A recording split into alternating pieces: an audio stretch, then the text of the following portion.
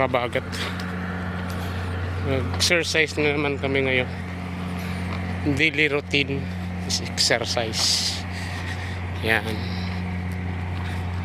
Tuwing umaga na exercise pag Korean company. Around 4:40 pa lang. Yan. Kasama ko si Purman sa YouTube ko para makita natin. Yan ang forma na Pilipino. Yan.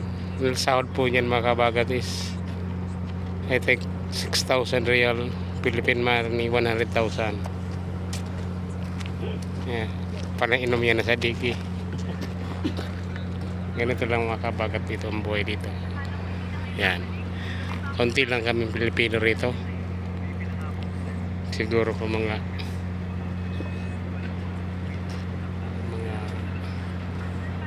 10 lang.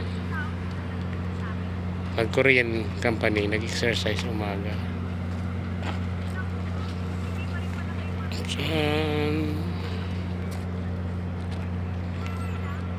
Mag Shakira kaya ko para mag-trending.